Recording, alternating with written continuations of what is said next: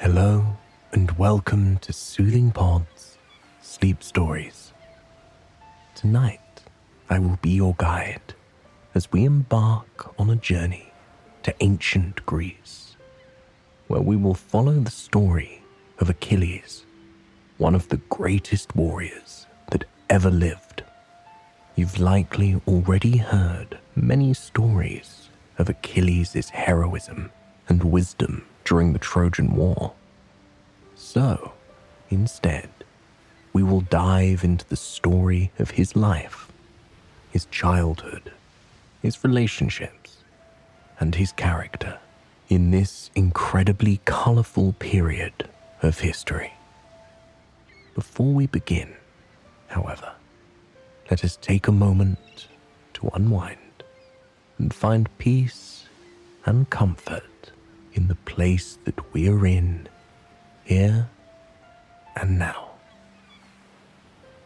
Close your eyes and allow your body to sink into the mattress beneath you. Here and now, you have no obligation. There is no to-do list. By simply closing your eyes and listening to the sound of my voice, by joining me on this dreamy journey, you are already giving your body nourishing rest. Whatever else you are seeking will no doubt come in time. But for now, be aware that you are already doing enough by lying in bed, and your body and mind are already being rejuvenated with your eyes still closed and your body sinking deeper and deeper into the mattress with every passing second. I'd like you to picture your room for a moment. Imagine the stand or dresser that is near you. What is on top of it? In your mind's eye, can you trace the shapes? Can you feel the textures of the objects around you? Without standing, imagine what the floor beneath you feels like, how it may creak or sound off beneath your light footsteps. Continue around the room, tracing the closet with your mind, the door, and then as you slowly move around the room, scanning it with a slow familiarity. Work your way to the window. Trace the outside of the window a few times. Follow all four edges, moving in a rectangle as you trace it around.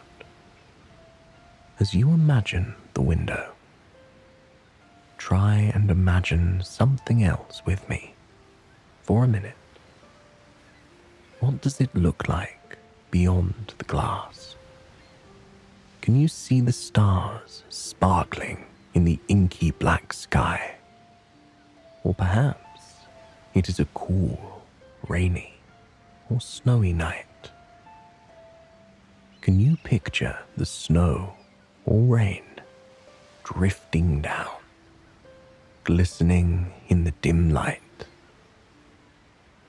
As you picture what lies beyond the window, you notice something peacefully floating just on the other side of the glass.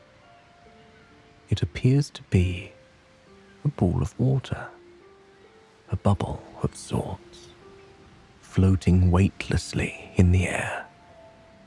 You can see through the water, including little bubbles and streaks of foam that are swirling around in there. The ball of water itself appears to be moving like a current, swirling in those small circles, ever so slowly. The ball of water presses against the window, flattening out each instant that it does so.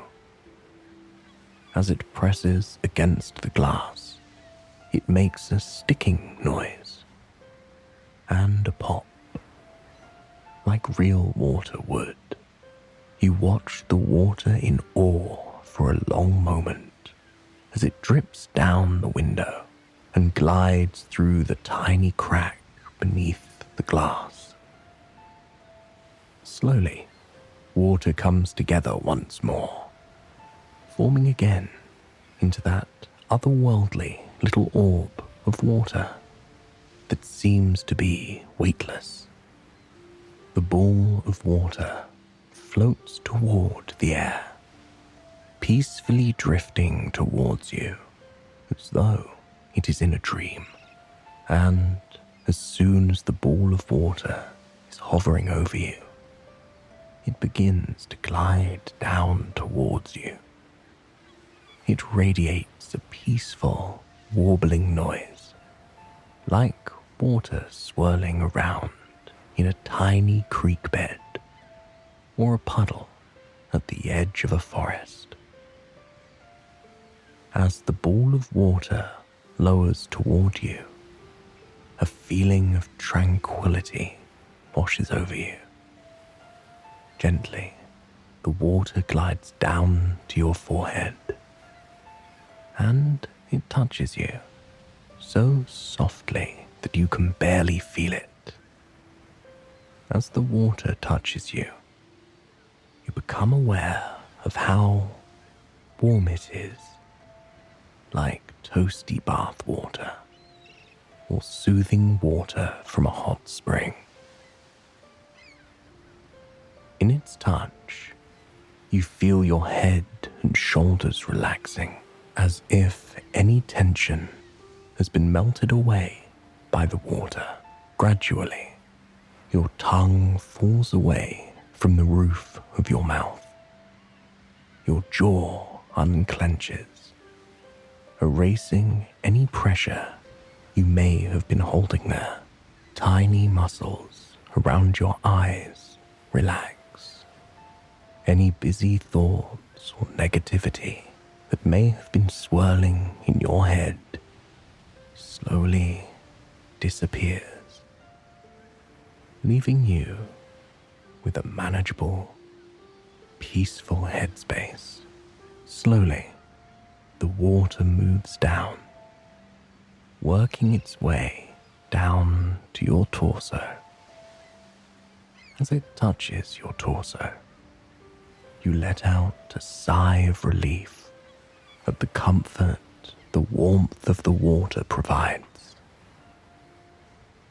That warmth spreads down your arms, allowing them to sink deeper into the mattress and erasing any pain or pressure you have in your joints and muscles. Your fingers unfurl and your hands soften against the sheets. The warmth of the water gently pressing against your chest seems to sink in now, embracing your lungs, your heart, the muscles in your torso. You feel that you can breathe more deeply and fully now.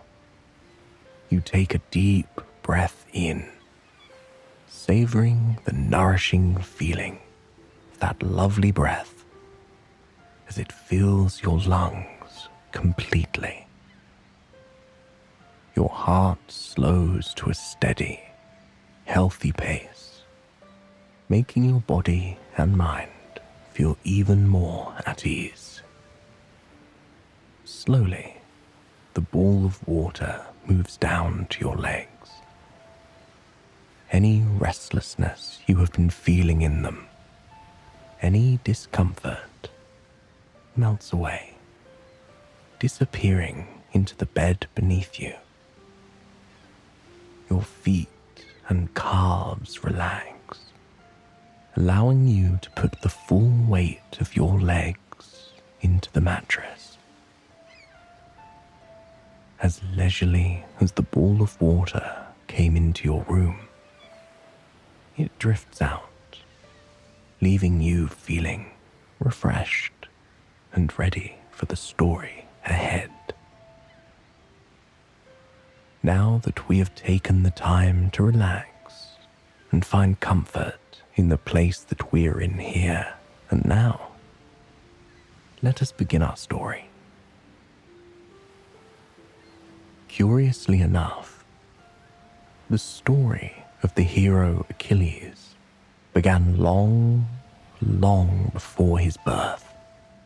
His mother, Thetis, was a sea nymph.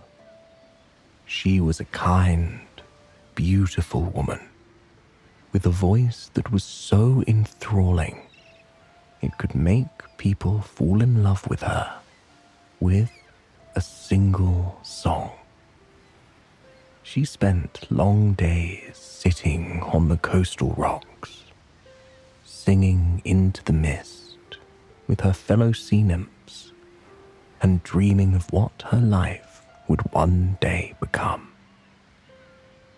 She would often wander along the seaside, foraging from the ocean's bounty and gazing at the coast in awe and wonder.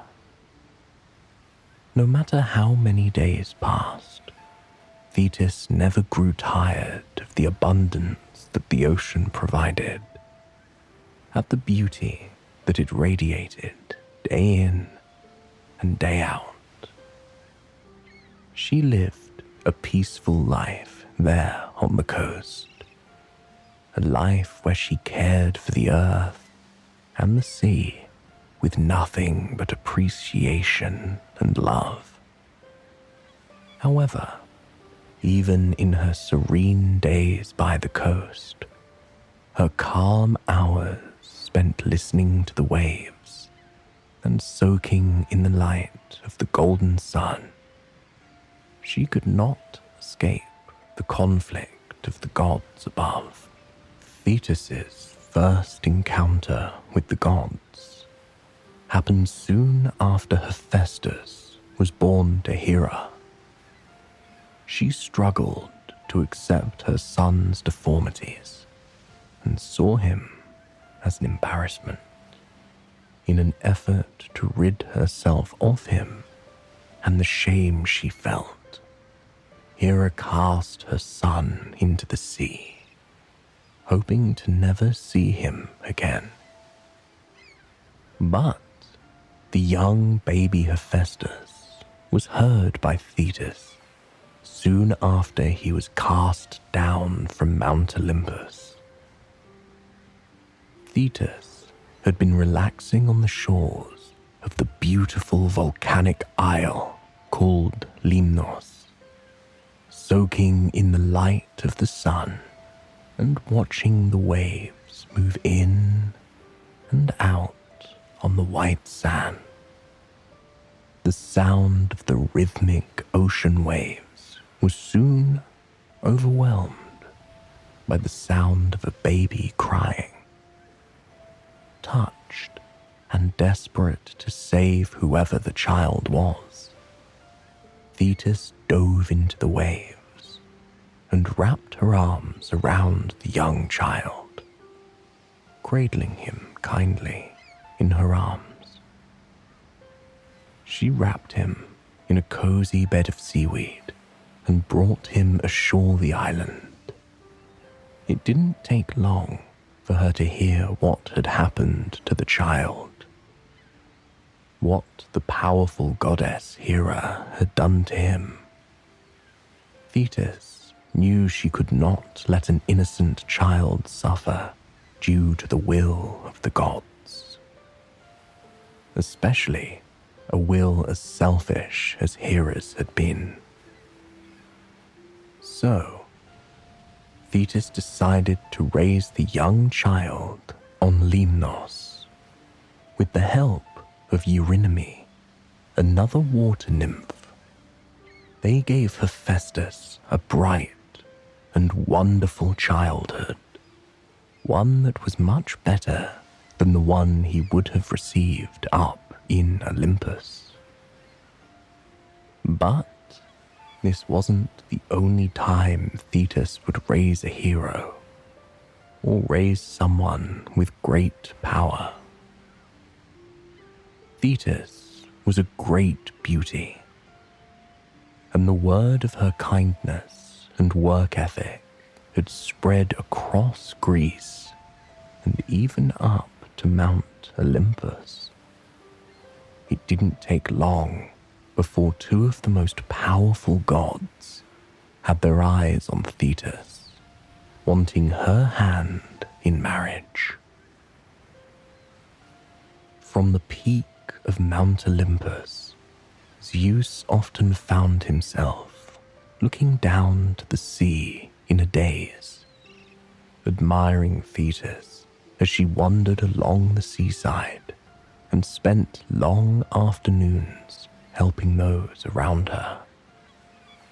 When she sang, he would hurry out onto his balcony and cling to the railing, leaning as far over as he possibly could to hear her song. Down below, in his castle beneath the sea, Poseidon was equally mesmerized by the song of Thetis. Living so close to her, he had seen her kindness firsthand, and he was drawn to her as if directed by a binding spell. He found himself dreaming of her. He found himself wanting to do absolutely anything to make her his wife. But when Zeus and Poseidon learned of each other's intentions, they were forced to face one another. Poseidon claimed that he deserved to woo Thetis and have her hand in marriage. They had much more in common after all. Zeus was not used to not getting what he wanted when he wanted it. He coldly told Poseidon that he was to be the husband of Thetis, and Poseidon would not stand in the way of that. As they were arguing, a voice from nearby piqued their interest. They turned to see Prometheus, the forethinker and soothsayer, approaching them with a worried, knowing expression on his face. He told the gods, calmly and coolly, that it would be in neither of their best interest to marry Thetis. For, long ago, there had been a prophecy delivered by Themis, an oracle of Delphi and the goddess of justice. The prophecy proclaimed that any son born to Thetis would become greater and more powerful than his father. Instantly, Zeus and Poseidon backed away from the idea of marrying Thetis. Both of them clung to their power with every fiber of their being, and they lived their whole lives desperate to keep it. Afraid that any son of Thetis would be far too powerful, they decided to marry her off to a man who had much less power than any god, a human named Peleus. Thetis did not want to marry Peleus. In fact, she didn't really want to marry anyone.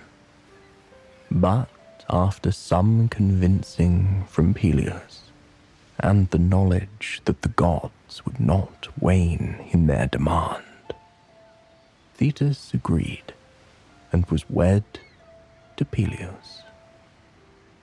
Soon after their wedding, Achilles was born. Thetis loved her son dearly the moment she laid eyes on him, and she knew deep within her heart that he would do remarkable things. Every night, she would lie awake as the moon rose overhead. As it cast its silvery sheen over her beautiful son, she would gaze at him in wonder, admiring how precious her baby was. She had never loved anything or anyone as deeply as she loved Achilles, and with such love came the desperate need to protect him. Her experience with the gods had shown her how cruel they could truly be. She knew the dangers of having a son like Achilles, and she truly couldn't bear the thought of losing him. So, one night, she gathered Achilles up in her arms. It was a cool night on the coast of Greece. The briny ocean wind whipped her hair as she made her way slowly out of the house, careful to avoid creaking floorboards and open the door without making a sound. She knew that Peleus would not approve of her plan, would not approve of where she was going, but she knew that she had to press on regardless. She had to do everything she could to protect her son. She made her way through the forest and nearby meadows. Overhead, the bright moon bled through the treetops, casting a beautiful mosaic of light and shadow on the forest floor below. The thick, plush moss glistened in the moonlight. The sound of the crickets chirping and the frogs croaking around her created a kind of harmony, a soothing soundscape to the journey that she was on. She held Achilles to her chest, singing a gentle lullaby to him as they made their way through the forest. Though the situation Achilles found himself in was out of the ordinary, he was smiling. Pressed against his mother's chest, held tight and lovingly in her arms, he knew that nothing bad could happen. He knew that he was safe, and her song soothed him even more deeply. Soon, they were on their way towards the underworld. At the edge of the dark forest, there was a cave hidden behind a layer of moss and plants. If you weren't looking for it, you wouldn't even notice it was there. However, those wrapped up in the affairs of the Greek gods were well aware of its existence. Thetis moved the curtain of plants aside and continued into the dark tunnel, into the cave that led to the underworld. She sang the lullaby a little louder to her son, rocking him more in her arms and trying to ensure that he was calm and knew he was safe. Thetis wouldn't have to go far into the underworld to find what she was seeking, because right at the entrance was the river Styx, a river that formed the boundary between Earth and the underworld, a beautiful winding river that was as dark and mysterious as the night. Thetis approached it and knelt before it. she could see her darkened reflection on the surface of the serene water. She took a deep breath and held Achilles over it. She told her son that this would be uncomfortable for a moment, but that it would be worth it. The river Styx would make him invulnerable. Wherever the water touched him would be impenetrable, and he would be able to live a long, happy life, a gift in a world as strange as their own. She clutched Achilles by the heel as tightly as she could, desperate not to lose her wonderful son in the waves of the river. Slowly, she lowered him into the water. Young Achilles did not cry. He did not even look confused. He simply smiled at his mother as she lowered him into the water, and when she pulled him out, she wrapped her arms around him, wanting him close. Thetis rocked her son and soothed him as she dried him off. She hated to have to do something like this to her son, but as she looked at him, a smile grew on her face. There was a magic sheen that seemed to glisten across her son, as if he was covered in golden drops of the sun. He was glowing in her arms now, and in that moment, she knew that he was invincible, that she had helped save her son.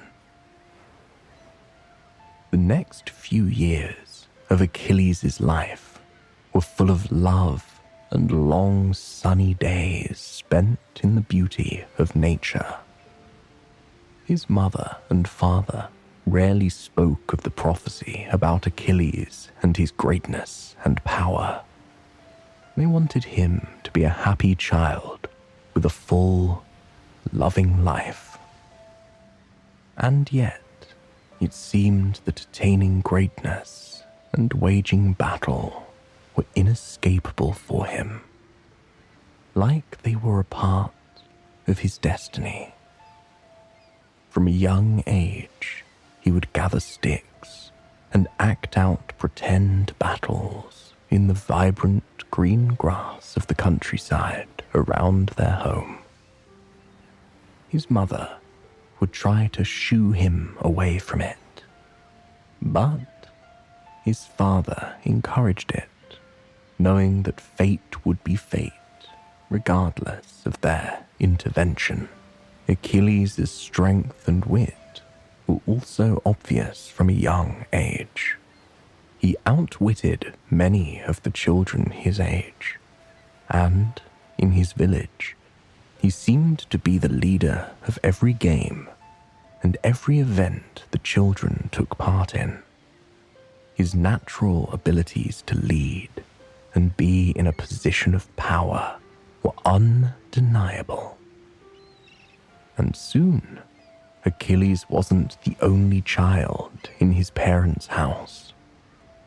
His parents took in a young boy of Achilles' age, named Patroclus. Patroclus had been an exiled child, left to fend for himself before he was offered safety and love in Achilles' home. Very quickly, Patroclus and Achilles formed an inseparable bond of deep friendship and brotherhood. They spent endless days together, playing war in the woods, identifying plants and flowers, and telling each other stories under the tree shades.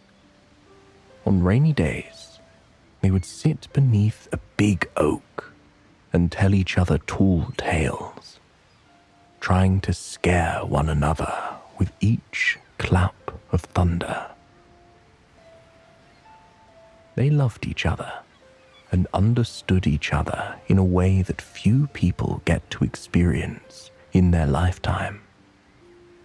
Every night, they would lie beneath the covers and talk about their understanding and beliefs about the world around them.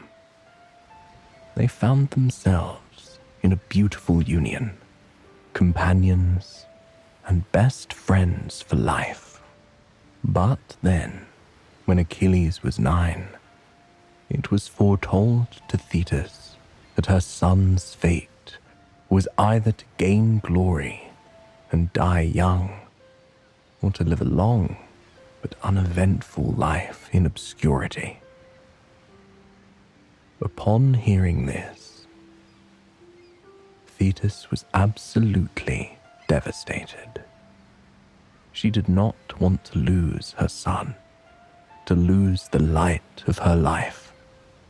And so, she did the only thing she could think to do.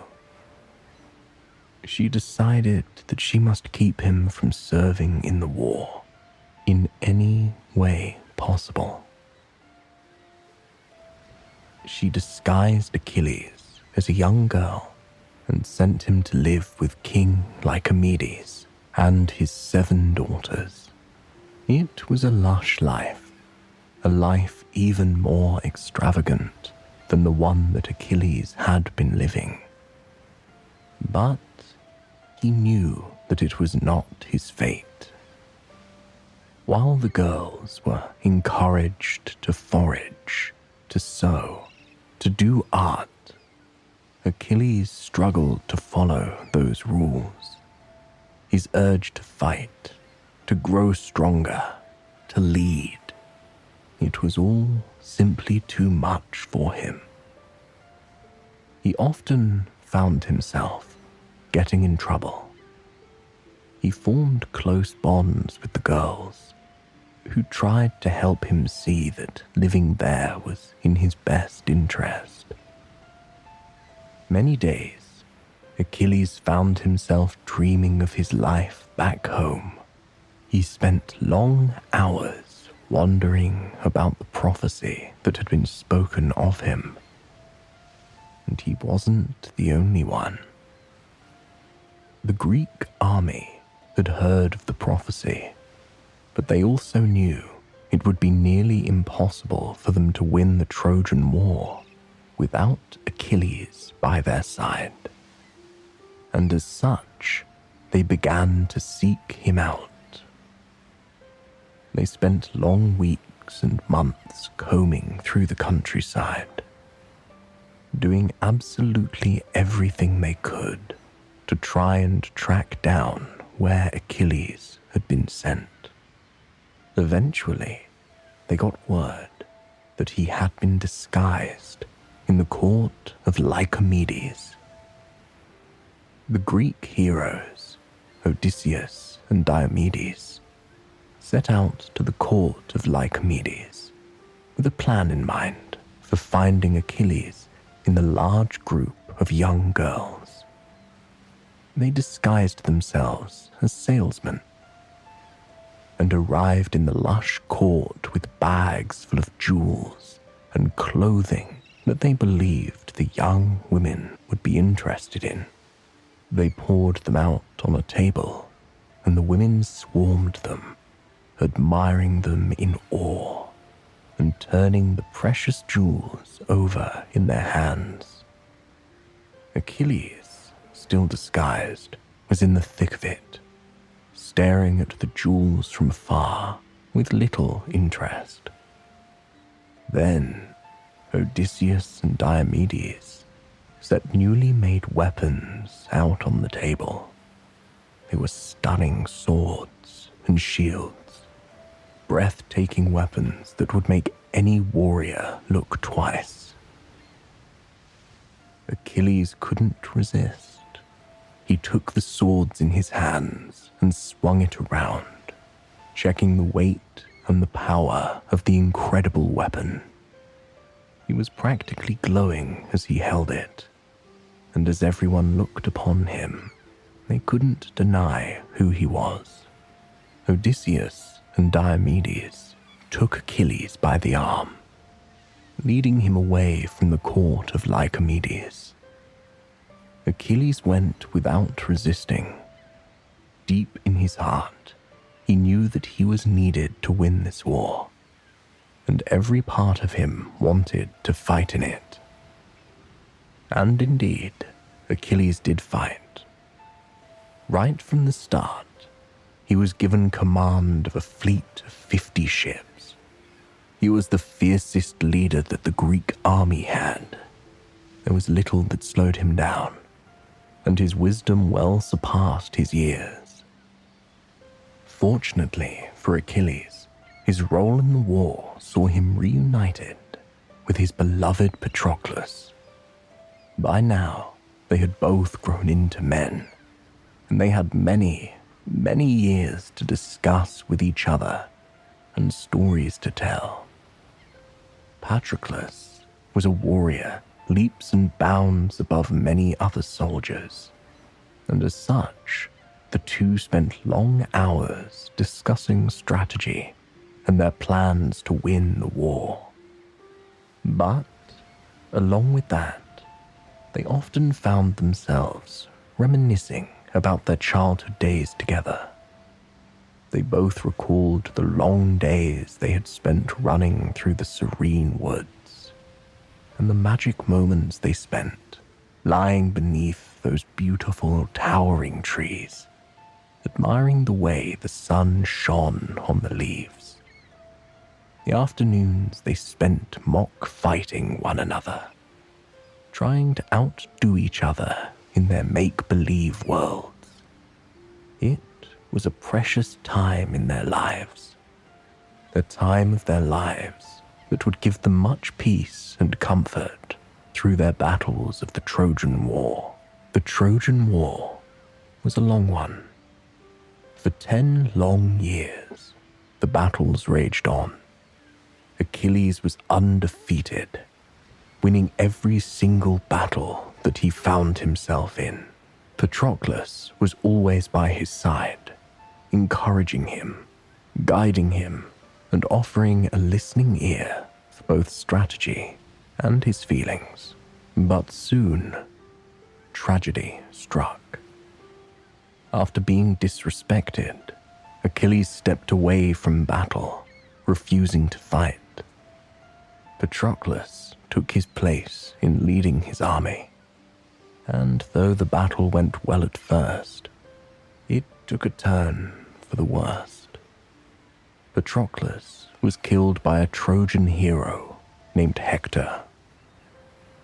When Achilles learned of this, he was stuck with grief and rage.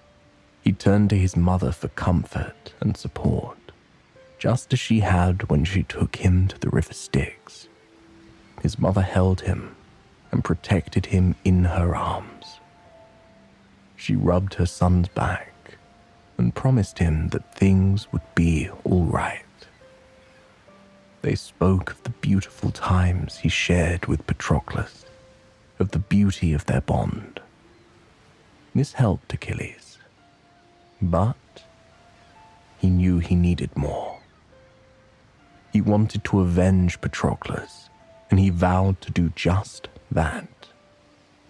Thetis, his mother, knew that the prophecy was coming to a head, that her son may meet his end after avenging Patroclus. But she also truly knew that she could not stop fate. In his rage, Achilles struck down Hector. Even after doing this, Achilles' grief made him restless. He refused to allow Hector's parents to bury him. But soon that changed. Hector's parents met with Achilles. Together, they all wept over the senseless loss of the people they loved. They reflected on their lives together, on the joy they had shared with the people they loved the most. Eventually, Achilles was able to let go of his hatred, of his anger, of his thirst for revenge. He wished Hector's family well and sent them on their way. The rest of the battles that Achilles fought were full of a strange peace. He felt grateful for the life he lived with Patroclus and his family. It was Paris, one of the instigators of the Trojan War, who finally killed Achilles. He fired a single arrow that struck Achilles in his heel, the only part of him that was vulnerable. As Achilles passed away, he wasn't sad, nor was he scared. He was at peace. He had been a great hero.